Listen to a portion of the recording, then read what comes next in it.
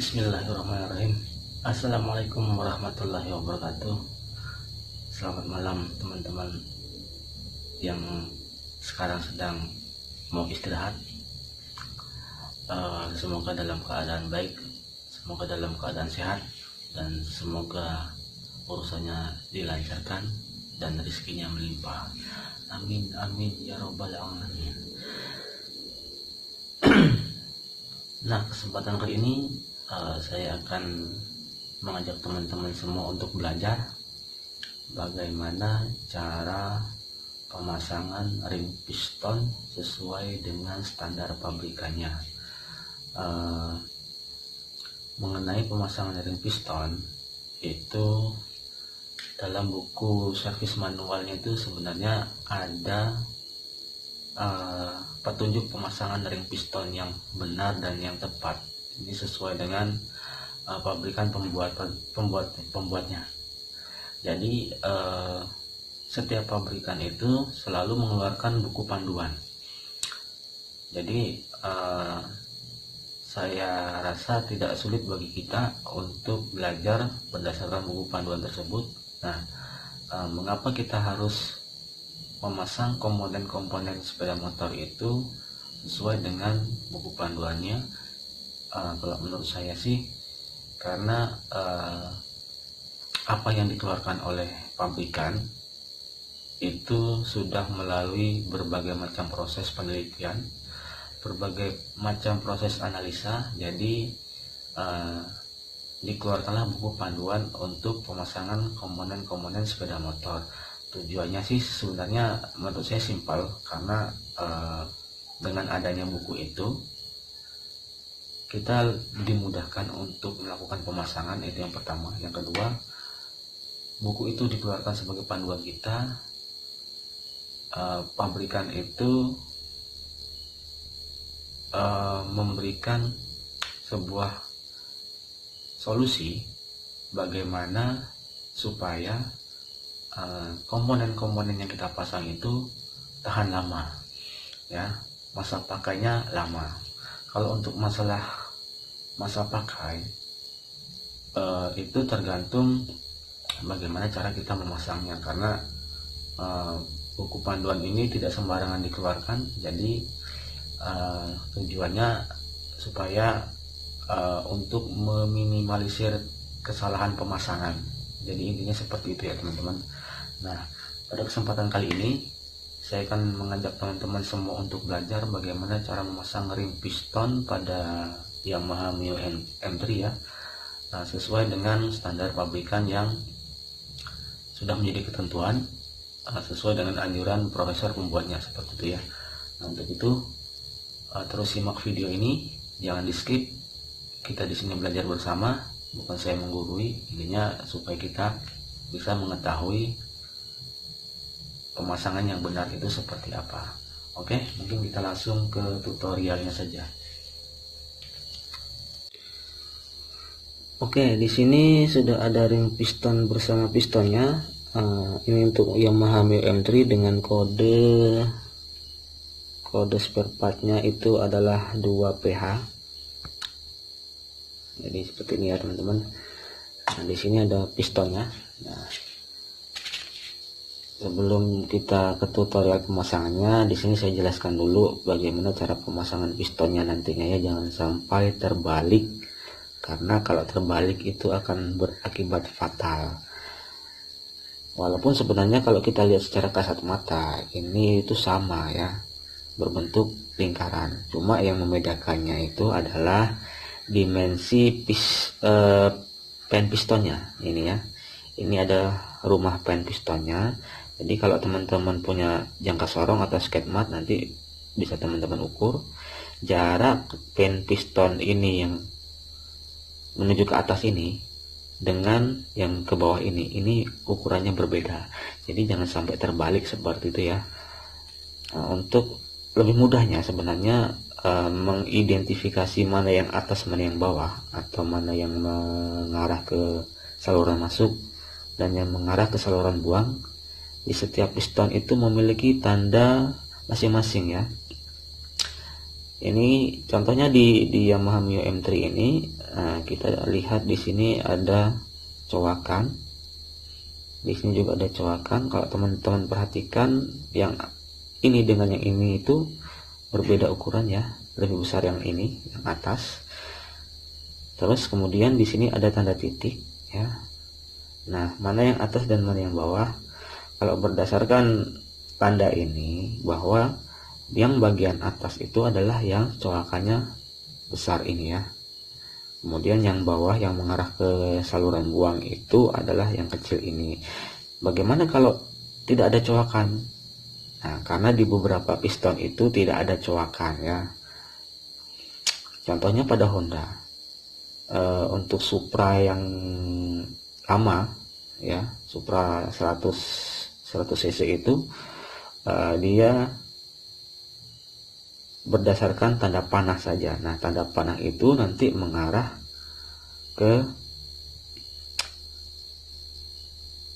bukan tanda panah sih sebenarnya, ada yang tandanya itu berupa tulisan in. Nah, in itu artinya intake manifold, artinya itu arahnya menuju ke saluran masuknya. Jadi seperti itu. Oke, kita kembali ke materi.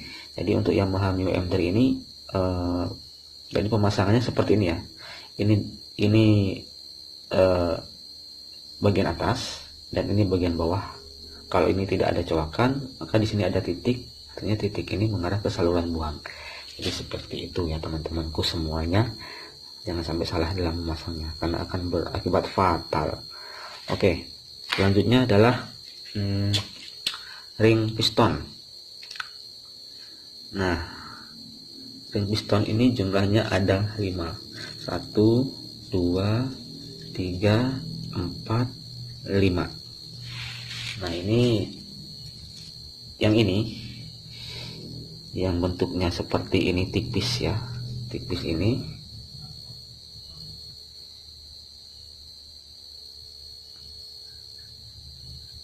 Aduh.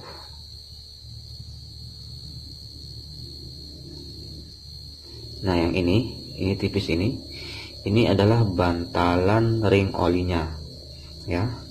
Kemudian yang ini adalah ring cacingnya ya, ini ring cacing. Oke, atau kita sebut expander ya. Tuh. Kemudian ini adalah bantalan ring cacingnya juga, bantalan ring olinya. Yang ini ring kompresi 2, dan yang ini adalah ring kompresi 1. Jadi seperti itu ya. Nah, untuk pemasangannya teman-teman simak baik-baik ya. Untuk pemasangannya, yang pertama yang harus kita pasang itu adalah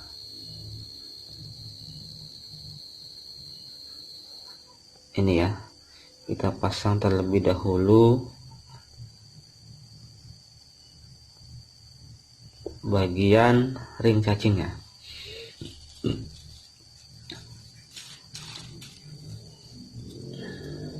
Nah, ini untuk pemasang ring cacing itu juga jangan sampai terbalik, karena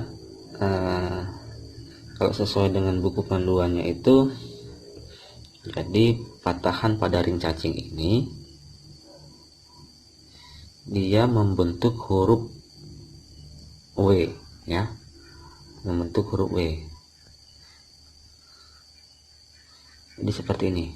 Kalau ini, nah kalau seperti ini kan membentuk huruf M.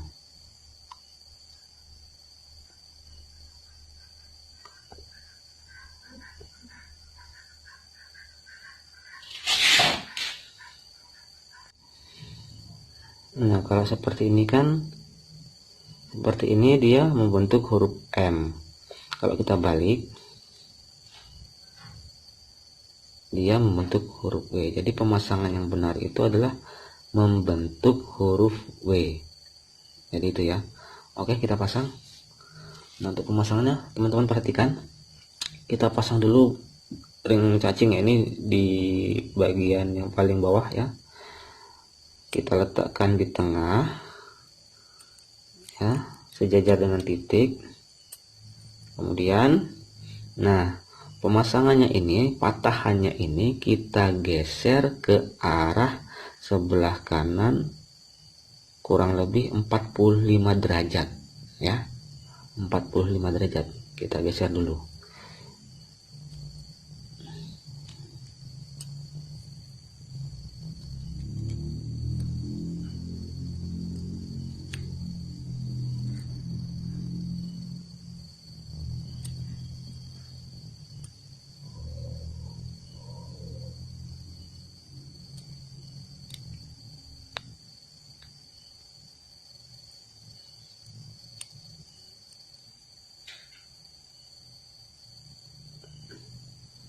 Oke, sip, sudah selesai. Jadi posisinya kurang lebih di sebelah sini ya.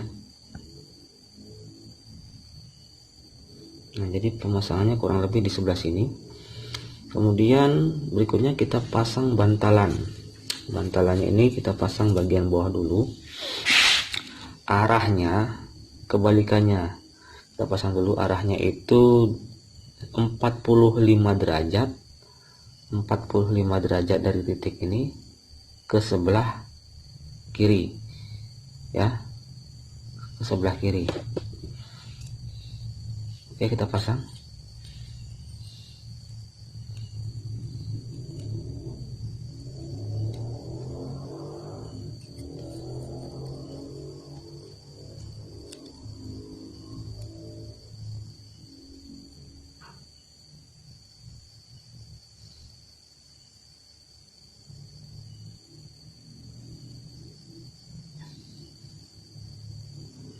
Oke, selesai. Kemudian bantalan ring yang atas. Nah, untuk bantalan ring atas ini kurang lebih dari titik ini kita geser ke kanan sebesar 135 derajat ya. 135 derajat itu kurang lebih di sekitar sini. Oke, ini bantalan ring yang atas kita pasang. Bantalan ring oli kita pasang dulu.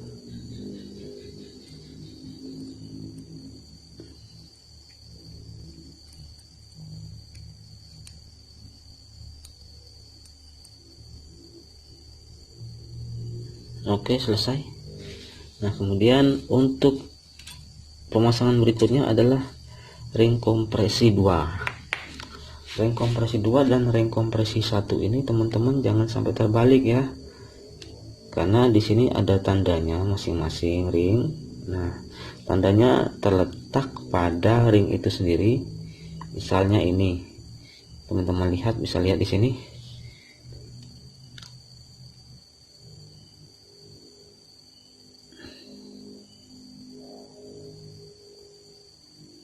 Nah, di sini ada tulisan 2T. Artinya itu ring kompresi 2 ya, ring kompresi 2. Kalau yang ini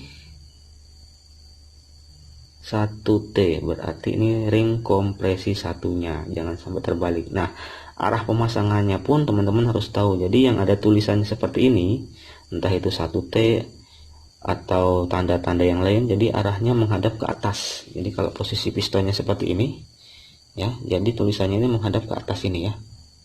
Nah, untuk pemasangannya seperti ini ya. Kita pasang ring kompresi 2 dulu. Untuk ring kompresi 2 ini arahnya ya, arahnya itu 90 derajat. Kalau kita ambil titik dari atas ini, dari cokan yang paling atas, 90 derajat ke arah kiri. Jadi di sini ya, kurang lebih di sini. Kita pasang.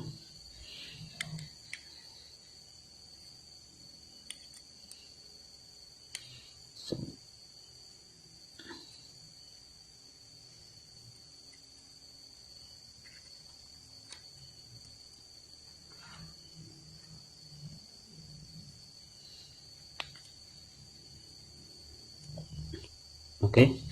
Nah, kemudian ring kompresi 1, jangan lupa tulisannya menghadap ke atas. Untuk ring kompresi 1, posisi patahannya itu kalau tadi ring kompresi 2 itu adalah 90 derajat dari saluran katup masuk ini ke kiri. Kalau ring kompresi satunya itu ke arah kanan 90 derajat ya. Kita pasang dulu.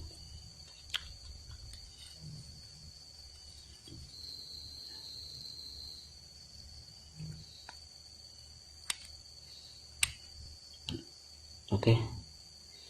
Nah, jadi di sini posisinya. Nah, seperti itu ya. Mudah-mudahan bisa dipahami video ini.